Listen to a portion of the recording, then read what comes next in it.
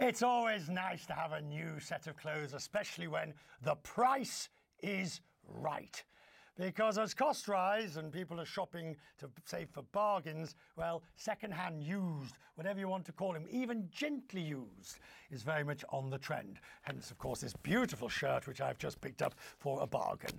Those with a keen eye, as you can see, it's something a little more colourful for a Friday. Now, I got this shirt from Goodwill, where, of course, my local Goodwill in Manhattan, and it was a cheap price at that. I also met Goodwill's CEO during the shopping trip. Steve Preston told me how the whole Goodwill system works. There's not one big Goodwill entity. There are 154 local organizations across North America that are operated in those local markets, led in those local markets. That's very important for us because one of the unique aspects of Goodwill is we're a nonprofit, and so those donations stay in those local markets. Okay, so the thrift/second-hand market is absolutely booming. Let's take in New York. There's plenty of them, whether it's here, Housing Works, this, that, they're all over the place. They're all over the place. Are you in competition with each other? I mean, you are to an extent for the donations. Yeah, we're in competition for the donations for sure. And as I said before, we're a nonprofit player, and the for-profit world has understood how large this market is. They're investing heavily in it to build out online and any number of other capabilities. Do you get pissed off with the for-profits that are muscling into your area? Basically, they've discovered a gravy train. Yeah.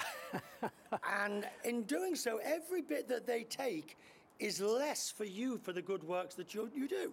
I mean, it's a zero-sum game. Yeah. Yes, I wouldn't use the word pissed off for me, but so the way I would describe it is this. In many cases, the market is expanding. So it's not a zero-sum game, number one.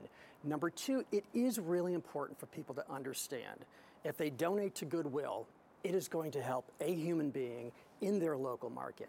And for many of our customers, and I would say for most of them, that's a big differentiator because it's a really easy way for them to support people in need.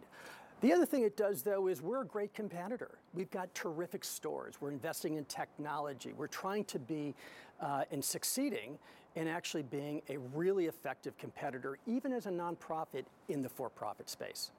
Is it growing? It's growing. We grew 6.5% last year. Over the last 5 years, we've grown 40%.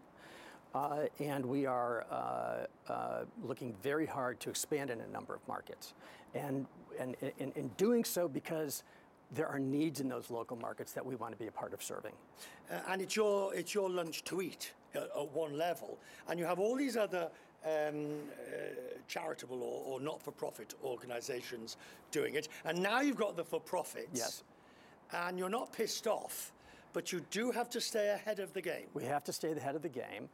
And the other thing I think that's happened over the last number of years is because the market has expanded, two things have happened.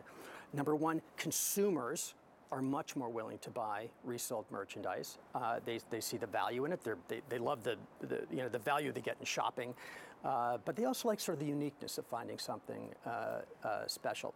The other thing is expanding the markets. We've gone from almost no brands with resale programs. These are the brand companies themselves, to over 160 brand organizations that have announced resale programs. Retailers are getting into the space. We believe that gives us opportunities to partner with those big organizations. Now, this is what? This is stock that they are not selling in their own, or it's either last year's stock or whatever, that they can use you as a distribution channel. That could be, that's number one. Or people who've bought that merchandise and no longer want it, they may want to donate it or do something else to it, are now reselling it back to the original producer and getting a credit maybe to buy new goods. How important is the tax benefit that one gets on the donation of used clothing and things like that, or used goods? I think it's very important, and I think sometimes people forget about the value of that. But if you're in a 35% tax bracket and you donate a jacket that's worth $50, and you do that several times throughout the year, it adds up and you can deduct it on your taxes at the end of the year.